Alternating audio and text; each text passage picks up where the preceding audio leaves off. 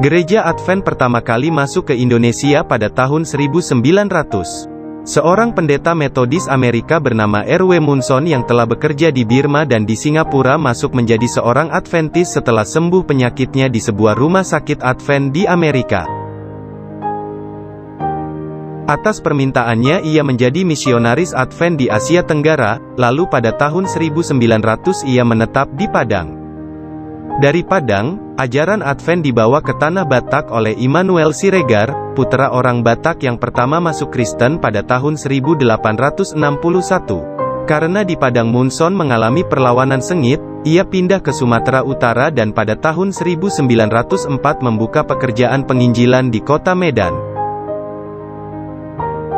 Di Pulau Jawa, Adventisme pertama kali disebarkan di Surabaya tahun 1906 oleh Sister Petra Tunheim, seorang misionaris dari Australia.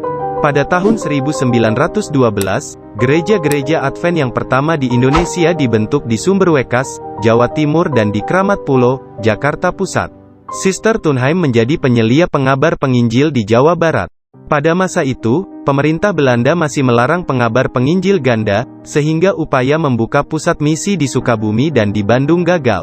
Tahun 1910 diterbitkan sebuah majalah bernama Utusan Kebenaran Melaju atas usaha Sim Genio, seorang penginjil dari Singapura. Majalah itu kemudian tahun 1917 berganti nama menjadi Pertandaan Zaman.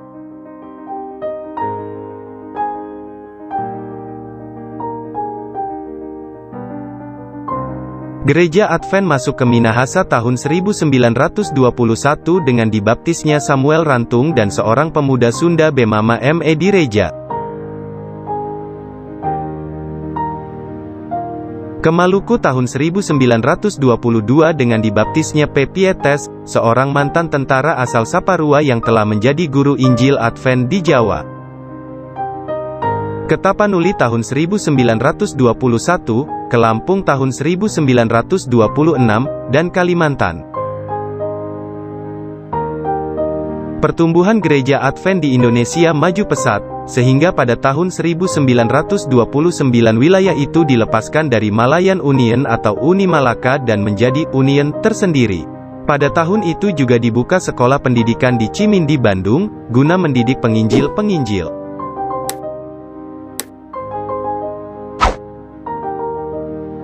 Pada masa itu jumlah pengikut Advent di Indonesia sudah hampir 3.000 orang.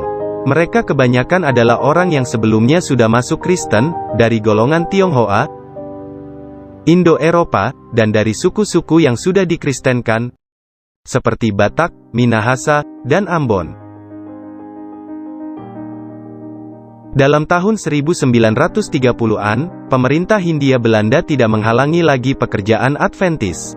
Pada masa Perang Dunia II, para misionaris dari luar negeri seperti dari Jerman, Belanda, dan Amerika Serikat, mengalami kesulitan yang serupa dengan yang dialami gereja-gereja lain. Di antara misionaris luar negeri itu ada yang meninggal dalam kamp tahanan.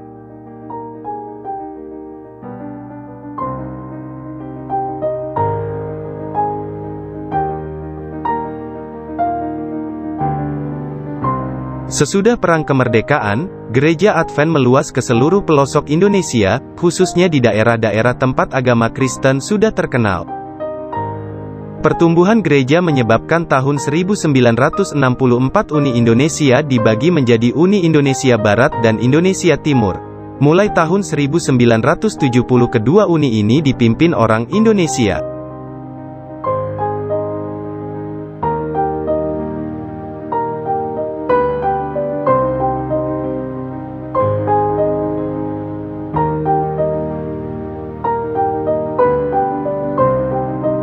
Menurut statistik tahun 2011, gereja Advent di Uni Indonesia Barat memiliki 718 gereja dan 101.768 anggota jemaat, sedangkan Uni Indonesia Timur memiliki 725 gereja dan 108.466 anggota jemaat. Terima kasih telah menonton video ini, jangan lupa subscribe ya.